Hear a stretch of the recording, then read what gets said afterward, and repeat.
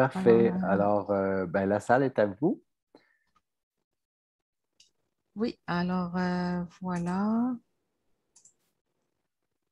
Hmm. Oui, voilà. Alors, bonjour tout le monde. Bien contente d'être ici, de participer dans ce congrès-là. Je me présente Faiza Nebia. Je suis enseignante en physique, Cégep du Vieux-Montréal, donc à Montréal. Et ça me fait vraiment plaisir de parler aujourd'hui de l'impression 3D pour le design, la construction et le partage d'activités d'apprentissage en physique. Donc, c'est un projet de recherche de nature pédagogique. Moi, je suis collaboratrice dans ce groupe de recherche dont le responsable, c'est mon collègue, professeur en physique aussi à John Abbott, donc Christopher Isaac Lander. Et ça me fait vraiment plaisir de vous présenter un peu les grandes lignes de ce projet, surtout l'implication de l'impression 3D. Vraiment, il y a un site web qui est maintenant présentement disponible, islab.ca, pour accéder les ressources aux trousses pédagogiques, toutes les ressources, les codes pour pouvoir utiliser ces expériences de laboratoire. Donc, je vais présenter un peu ce groupe de recherche. Je vais mentionner particulièrement deux activités de laboratoire. Donc, l'activité avec le plan incliné variable, tilt tray en anglais, et aussi l'activité cadre rotatif spin frame et l'implication de l'impression 3D pour ces deux activités en particulier, donc l'importance de l'impression 3D dans ce cas-là. Alors, ce groupe-là donc est désigné présentement par Inertial Sensing Lab, donc en français laboratoire de détection inertielle. Il y a un site web qui a été développé pour donner un peu toutes les nouvelles par rapport à ce projet de recherche. Donc, d'abord, ce projet de recherche a vu le jour là, depuis 2016. Mon collègue à John Abbott, il a eu des subventions du ministère de l'Éducation et de l'Enseignement supérieur, donc des subventions à chaque année pour pouvoir travailler sur ce projet-là. Alors, c'est quoi ce projet-là? C'est essentiellement des laboratoires de physique qui permettent une meilleure compréhension par rapport à la notion de vecteur, par rapport à la décomposition de vecteurs dans un plan incliné, par rapport au mouvement circulaire, donc les forces centripètes, l'accélération centripète, et le matériel qui est utilisé dans dans les deux expériences que je vais encore parler un peu plus loin. Donc, c'est un matériel qui peut être généré avec l'impression 3D. Je reviens toujours au site web. Donc, le site web, on peut trouver présentement les collaborateurs, les publications, les conférences. Ici, ce que je vous montre, les publications récentes, les conférences récentes. Et particulièrement, je dois citer cet article qu'on a publié en 2020 avec voici tous les collaborateurs pour cet article-là. Donc, physique, téléphone intelligent et technologie d'impression 3D, étude de cas sur la transition numérique dans l'enseignement des sciences. Donc, c'est un article qui est apparu dans RITPU, Revue internationale des technologies en pédagogie universitaire. Et dans cet article, on a comptabilisé l'utilisation des deux activités de laboratoire, donc l'activité 1 et 2, depuis l'automne 2017 jusqu'à l'hiver 2020, dans les trois cégeps qui collaborent à ce projet-là. Et on comptabilise 2171 étudiants qui ont bénéficié de ces deux expériences ensemble. Donc, essentiellement, on a trois cégeps qui collaborent, donc John Abbott, Marianopolis et mon cégep, donc cégep du Vieux-Montréal. Et alors, les deux activités de laboratoire, donc la première, c'est le tilt tray, donc c'est le plan incliné variable. Et la deuxième activité, c'est le mouvement circulaire, donc spin frame ou le cadre rotatif. Alors concrètement, ce que ça donne, donc finalement, on réalise avec nos étudiants des expériences de laboratoire en physique. Donc c'est de niveau secondaire, cinquième secondaire, donc le cours de physique cinquième secondaire, ou aussi dans le premier cours de physique, physique mécanique classique de niveau cégep. On peut aussi adapter ces expériences-là pour un niveau universitaire, particulièrement pour le 3D, 3 dimensions. Et ici, donc, vous voyez à travers l'image, donc c'est un exemple de l'utilisation donc de tilt tray, donc le plan incliné variable, avec le cellulaire. Alors, globalement, c'est quoi? Donc, mon groupe de recherche auquel je collabore, donc, ils se sont intéressés, on s'est intéressé aux capteurs appelés accéléromètres qui se trouvent dans le téléphone intelligent. Donc, on peut installer une application accéléromètre et dépendamment, donc on a notre cellulaire, dépendamment de la position du cellulaire et du mouvement du cellulaire, donc si c'est la position horizontale ou la position inclinée ou la position rotation, cette application-là enregistre des données d'accéléromètre. Essentiellement, c'est des données d'accélération selon le système interne du cellulaire. Donc, on peut utiliser cette application-là pour l'étude. Donc, le cellulaire peut être posé sur le plan ici variable de tilt tray. À ce moment-là, on a le plan incliné. Alors, on peut enregistrer les données selon les coordonnées internes du cellulaire. Et donc, on a les composantes XY, par exemple. On peut aussi utiliser la table tournante et le cellulaire est posé dans le cadre rectangulaire. La table tournante est placée sur un tourne-disque. On fait tourner le tourne-disque et là, on peut, grâce aux données collectées, on peut tracer le vecteur accélération centripète. Donc, pour l'activité 1, alors voici le matériel qui est utilisé présentement et qui est généré avec l'impression 3D. Donc, essentiellement, il est constitué d'une base auquel on a installé un premier rapporteur d'angle. La base est connectée à un plan, donc le plan, ce que vous voyez, la couleur bleue ici. Donc, c'est un plan qu'on peut le faire pivoter autour de la base. Et avec l'aiguille ici, donc dans cette image-là, l'aiguille-là indique directement l'inclinaison de la plaque par rapport à l'horizontale. Alors, il y a un deuxième rapporteur d'angle qui est relié à justement la plaque variable ici. Et ce deuxième angle-là, donc ce deuxième rapporteur d'angle, avec lequel on peut mesurer d'une autre manière, donc l'angle θ1 par rapport à la verticale. Donc la verticale ici est indiquée avec un fil à plomb qui désigne, donc qui va tout le temps, même avec l'orientation, même avec l'inclinaison de la table ici tournante, donc ça va indiquer toujours le θ1, donc l'angle par rapport à la verticale. Alors, grâce à cet outil-là, comme j'ai dit, donc grâce à l'utilisation de ce matériel-là dans cette expérience-là, on est capable d'étudier le plan incliné. Alors, évidemment, je rappelle encore une fois, c'est que le tilt tray est généré par l'imprimante 3D. Et la conception, donc je vais parler un peu plus loin pour la conception, mais c'est ça, donc l'activité 1, qui est l'utilisation du tilt tray avec l'application accéléromètre installée sur le téléphone intelligent. Donc, le téléphone intelligent est posé sur la plaque qui peut être inclinée.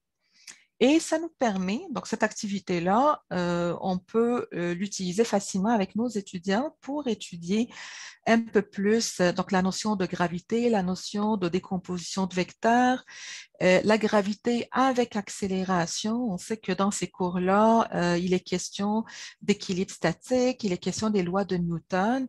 Donc, il y a beaucoup de notions de vecteurs, force de contact, force de gravité, système de coordonnées. Ici, on a système de coordonnées locaux versus globaux.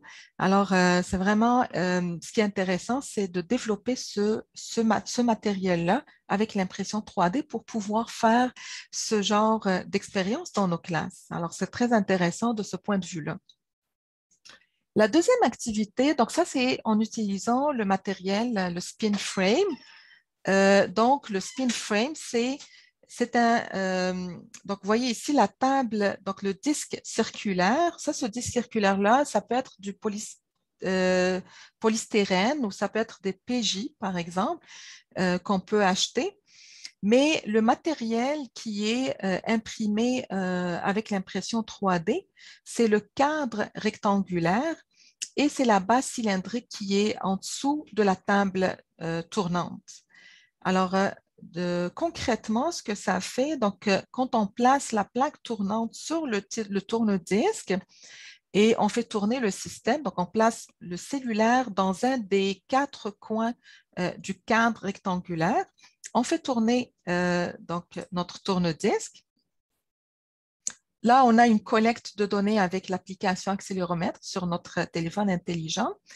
Et là, on peut, donc vous voyez encore une fois, la rotation. Donc, avec le téléphone intelligent, dépendamment évidemment si on a un iPhone ou Android, donc il y a deux types d'applications qu'on peut installer dépendamment du type de notre cellulaire.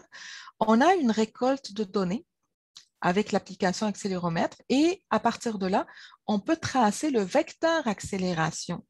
Donc, le vecteur accélération résultant à partir de ces deux composantes-là. Si on fait ça, donc en changeant, donc en plaçant le cellulaire dans les 4 coins du cadre rectangulaire, on peut tracer pour chaque position l'accélération centripète. Et il est question dans cette activité-là de trouver donc une question pertinente. Donc, au lieu, en étudiant le mouvement circulaire, c'est de demander aux étudiants déterminer précisément la position de votre capteur accéléromètre dans votre cellulaire. Alors, il y a une façon justement de déduire cette analyse-là à partir du tracé de l'accélération centripète. Donc, finalement, l'activité 2 nous permet de mieux comprendre l'accélération centripète, les forces centripètes, donc relation force-accélération. Encore une fois, ici, il y a une notion de décomposition de vecteurs, vecteurs résultants. Il y a la notion de système de coordonnées interne du cellulaire versus système de coordonnées du référentiel lié au sol. Donc, les coordonnées globaux. Alors, si on revient au site web, donc en fait, les activités dans l'onglet pédagogie, on peut cliquer ici sur cet onglet-là. Les activités, donc l'activité 1, qui est le tilt tray, l'activité 2, qui est la table tournante, tous les sources, tous les documents nécessaires pour faire ces expériences-là en classe sont disponibles, sont libres d'accès. Donc, par exemple, ici, si on clique sur la table tournante, vous allez avoir une petite description de l'expérience et tous les codes sources nécessaires.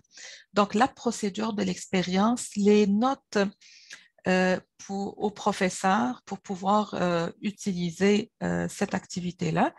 Et aussi, ce qu'on peut trouver, c'est d'autres documents complémentaires, donc l'interprétation du signal avec l'application accéléromètre, l'installation de l'application, la compréhension de l'accéléromètre. Donc, c'est vraiment des outils. Toutes les ressources sont là, disponibles présentement et donc les profs qui désirent utiliser ces expériences pour leur cours de physique. Encore une fois, c'est soit physique cinquième secondaire, soit les cours de physique mécanique niveau cégep. Donc, c'est vraiment disponible et chaque professeur en physique qui s'intéresse à ça pourra enregistrer ces codes-là, donc ces fichiers-là, et les utiliser. Maintenant, il y a aussi l'onglet 3D Print Resources, donc toutes les ressources pour pouvoir générer le matériel avec l'impression 3D. Donc, on a le matériel pour Spin Frame et le matériel pour Tilt Tray. Et ça, c'est en cours, je vous dirais. Comme là, on est en période de vacances, ça devrait, tous les fichiers nécessaires devraient être complétés dans les semaines à venir avec le retour, avec le retour de l'enseignement et tout ça. Donc là, normalement, on devrait trouver tous les codes sources sur le site islab.ca. Alors, j'aimerais quand même mentionner par rapport à l'impression 3D, donc quelle est la pertinence d'utiliser ce matériel-là. Donc, premièrement, il y a la modélisation, il y a évidemment tout le prototypage pour l'élaboration, donc pour ce matériel-là. Alors, j'aimerais quand même donner une idée là-dessus, c'est que mon collègue Isaac Lander, c'est lui-même qui a fait le prototypage de ce matériel-là. Alors, il y a eu plusieurs phases de développement depuis 2016. Donc, il y a eu beaucoup d'améliorations beaucoup d'idées qui ont été apportées pour avoir le produit final. Donc, le produit final, c'est l'image que j'ai montrée tantôt. Donc, c'est celle-là. Avec AutoCAD ou avec SolidWorks. Et les codes sont présentement disponibles. Ben, en fait, les codes sont disponibles, donc il suffit juste de les activer sur le site, sur notre site web présentement. La même chose pour la table tournante. Donc, ça aussi, ça est passé par plusieurs phases de développement. La table tournante actuellement est constituée d'un cadre rectangulaire qui vient en deux. Alors, je vais passer rapidement, je vais vous montrer directement. Oui, c'est ça. Donc, vous voyez, le cadre rectangulaire, c'est 2 pièces. Et il y a, pour la partie en dessous, il y a une base cylindrique. Alors, la base cylindrique, c'est aussi 2 pièces. Donc, il y a le cylindre et il y a la base qui fixe le cylindre. Ces deux morceaux-là viennent en dessous du disque tournant. Et ce que je peux vous dire, c'est que, en fait, moi, j'ai expérimenté la partie impression 3D avec mes étudiants de design industriel, donc mes étudiants de technique. C'est très intéressant, cette partie-là. Juste cette partie-là est vraiment intéressante parce que dans nos cours de physique, pour des programmes, par exemple, de technique, on peut impliquer nos étudiants pour la partie impression. Alors, la partie impression, il y a évidemment des fichiers STL qui viennent avec, il y a des fichiers, d'autres fichiers Word, par exemple, pour toute la spécification du matériel nécessaire pour l'assemblage. Alors, juste les fichiers à imprimer, ça c'est intéressant à faire travailler les étudiants pour gérer toute la partie impression, gérer les pièces, impression d'une pièce suivie d'une autre pièce, le temps d'impression, parce que ça peut être long. Donc, démarrer, arrêter, contrôler tout le côté impression. Donc, ça peut être vraiment intéressant à faire travailler les étudiants de technique. Et d'autre part, il y a aussi le côté assemblage. Donc, moi aussi, vous voyez ici à travers les images que vous voyez là, là et aussi là. Donc, faire travailler les étudiants de design, moi, j'ai fait travailler, donc j'ai fait une expérimentation, j'ai imprimé 3 montages table tournante Et j'ai impliqué mes étudiants de design industriel dans l'assemblage. Alors, juste cette partie-là est vraiment très agréable à faire. Ça motive davantage nos étudiants, surtout pour le côté physique. Donc, souvent, les étudiants en technique ou certaines techniques, ils voient pas tout de suite l'intérêt des notions. Par exemple, quand on leur parle de l'équilibre statique, les lois de Newton, les impliquer dans une activité où ils font un assemblage selon évidemment la nature de leur programme, ça peut augmenter leur motivation et leur intérêt pour notre cours de physique.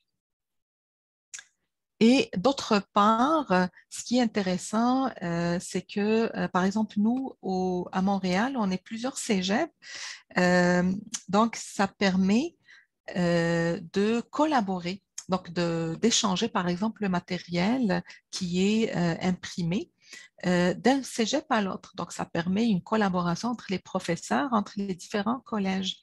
Parce qu'évidemment, si on veut réaliser ça en classe, il faudra prévoir au moins, dépendamment le nombre d'étudiants qu'on a dans nos classes, mais évidemment, dans une salle de laboratoire, il faudra au moins 10 équipements. Alors, on peut toujours tester 1, 2, 3 équipements imprimés, mais c'est toujours intéressant si on est 3, 4 profs dans différents collèges de se partager l'information, de se partager l'équipement. Et de cette manière-là, on peut réaliser nos expériences, donc les activités 1 et 2 que j'ai mentionnées tantôt, dans nos classes de physique. Donc, finalement, les objectifs pédagogiques à travers ces expériences-là sont énormes. Premièrement, améliorer la compréhension par rapport au concept de physique classique. Donc, encore une fois, la notion de gravité, la notion de force normale, la notion d'accélération centripète. Il y a aussi une autre activité qui implique le 3D. Donc ça aussi, ça peut être intéressant pour d'autres concepts physiques, par exemple le magnétisme. On peut même aller au-delà dans des cours universitaires carrément par exemple, les premiers cours de physique à l'université où on utilise beaucoup le raisonnement 3D. Donc, ça peut aider à conceptualiser ces notions-là. Il y a aussi le côté numérique parce que vu que les étudiants utilisent une application sur téléphone intelligent, ben, il y a toute la notion de capteur, comment ça fonctionne, la collecte de données, comment interpréter ces données-là. Donc, il y a aussi une compétence numérique qui peut venir avec ce genre d'activité-là. Il y a aussi la compétence impression 3D, donc gérer les fichiers en SolidWorks, expérimenter les fichiers, les lancer sur une impression 3D, voir le tout comment ça fonctionne. Donc ça peut être aussi intéressant à faire travailler les étudiants c'est quand même récent, l'impression 3D.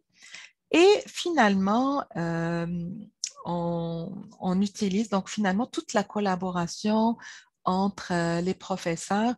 Évidemment, quand on expérimente des activités de laboratoire, on expérimente aussi des impressions 3D, on peut avoir des idées d'amélioration, donc des idées de partage, aussi des idées de comment on peut mieux réaliser peut-être des idées pour d'autres équipements beaucoup plus ou d'autres équipements pour d'autres concepts. Donc, ça permet vraiment là, d'améliorer nos façons de faire et de, pourquoi pas, développer d'autres façons de faire pour d'autres concepts en physique. Alors, globalement, c'est ce que je voulais faire et je vous remercie vraiment de votre attention. Je m'arrête ici.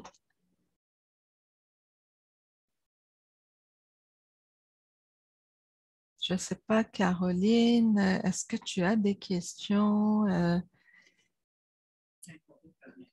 Bonjour, merci pour la Bonjour. présentation personnalisée, on peut Ouais. dire comme ça. Ça fait vraiment plaisir. J'espère que plusieurs personnes pourront assister en différé à la présentation.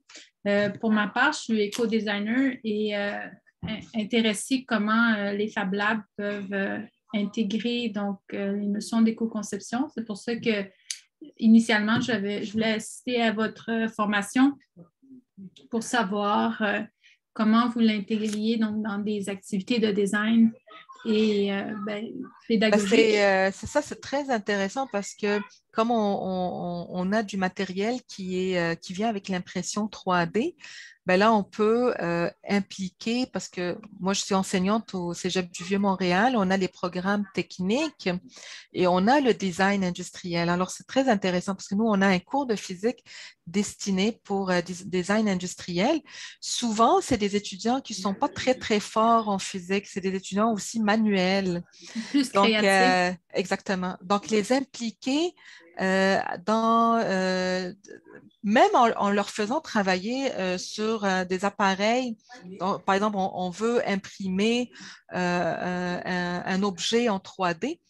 Juste la partie impression, ils peuvent ajouter leur empreinte, leur côté design. Donc, ils peuvent beaucoup contribuer dans l'amélioration du produit.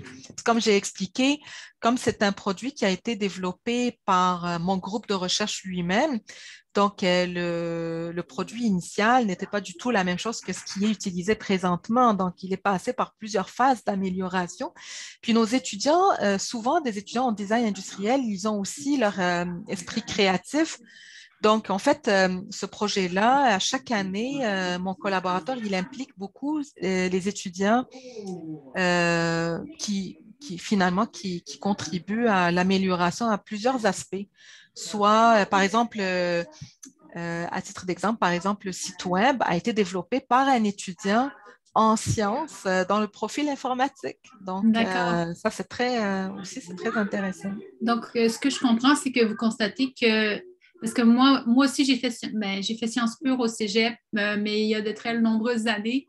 Et les cours de physique, le premier cours de physique avec plan incliné, projectile, etc., c'était quand même assez ardu. Exactement. Ben là, exactement. Donc là, on utilise beaucoup des petites expériences.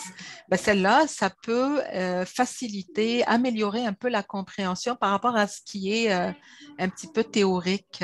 Oui, c'est ça. C'est parce que les notions physiques sont des fois impalpables. Ouais, ouais. Faut faire beaucoup d'abstraction pour un élève qui arrive du secondaire. Puis je me demandais, en Exactement. fait, vous avez un peu répondu à ma question, comment vous constatez, vous, à travers les années, est-ce qu'il y a comme le fait de pouvoir passer dans un format plus makers où on peut mettre la main à la pâte, est-ce que vous remarquez qu'il y a plus d'étudiants qui embarquent parce que justement, c'est une autre façon de voir la théorie? Ben oui. Maintenant, dans nos cours de physique, par exemple en sciences de la nature, parce que ces activités 1 et 2 sont essentiellement destinées pour des étudiants en sciences de la nature, donc mouvement de projectiles, mouvement centripète et tout ça.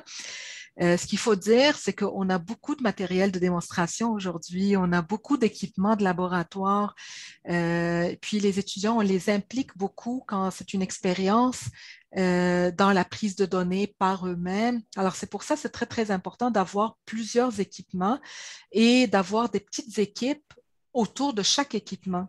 Donc, ça oblige les étudiants à s'impliquer dans la prise de données, d'abord dans la réalisation du montage, ensuite la compréhension de la complexité du montage, la prise de données, l'analyse, les déductions.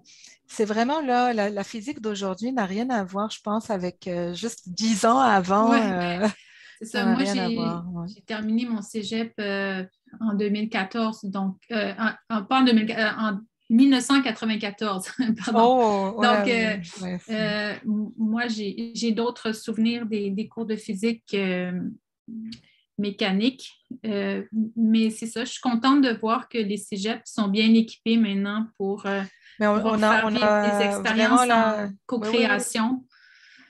Oui, Et ça s'arrête pas, je peux vous dire, là, ça s'arrête pas. Chaque année, on a de nouveaux équipements. Chaque année, on a de nouvelles idées qui se rajoutent. Donc, en fait, ce n'est plus la physique aujourd'hui, on l'enseigne plus de façon juste théorique. C'est vraiment théorique. On donne, c'est quoi la loi de Newton, puis on passe directement aux applications à travers des montages qui facilitent beaucoup la compréhension et la conceptualisation de tout. Donc, on essaie vraiment de leur amener beaucoup d'exemples, de varier les exemples. Puis c'est vraiment là, ça se passe. Je pense que ça a complètement changé le monde théorique là, d'autrefois. Et puis, ma dernière question pour vous, c'est est-ce que vous pensez que à travers ces activités pédagogiques où les élèves sont amenés à utiliser des outils qui sont présents dans les Fab Labs, qui sont aussi communautaires à l'extérieur de l'école, est-ce que vous pensez que ça va faire des citoyens qui vont naturellement plus aller dans les quartiers pour faire de la fabrication assistée par ordinateur dans leur temps libre ou plus dans un sens communautaire, vu qu'ils l'auront déjà vu à l'école? Ben, ça sera plus facile, je pense, à utiliser, parce que il ne faut pas oublier, la génération d'aujourd'hui sont techno. Donc, et moi, en fait, je n'ai pas mentionné un point, mais c'est comme l'utilisation des cellulaires, j'ai beaucoup aimé. Moi, personnellement, j'ai expérimenté ce côté-là. Par exemple, on utilise des gros montages avec Excel, avec ordinateur, versus des petites expériences comme ça où on utilise le cellulaire. Les étudiants sont très à l'aise avec cellulaire. On n'a pratiquement pas besoin de leur expliquer comment installer l'application, comment lire, comment faire fonctionner, comment générer les données. Donc, c'est très, très, très instantanément, ils vont le faire. Donc, on va plus se concentrer sur le concept lui-même, donc sur l'analyse, sur où est-ce qu'on veut les amener comme compréhension derrière l'expérience, ce qui permet vraiment de les pousser, d'après moi, de les pousser beaucoup loin par rapport à peut-être leur compréhension initiale. Puis moi, je pense le fait qu'ils sont capables d'utiliser les ressources, les TIC en général, nous, ce qu'on appelle les TIC, technologies de l'information et de la communication, je pense qu'ils seront plus aptes à appliquer ça dans les différents domaines communautaires. Ils sont capables à ce moment-là d'aller même dans des spécialisations beaucoup plus pointues où est-ce qu'ils vont utiliser plus de simulation. Je pense que ça va beaucoup faciliter les choses maintenant. Ouais, ben, merci beaucoup pour toutes ces informations. Puis Avec je vous plaisir. souhaite un bon sommet. Exact. Merci beaucoup à vous aussi. Merci, au Merci de revoir. m'avoir suivi. Ah, ben, ça fait plaisir. Merci. Merci beaucoup.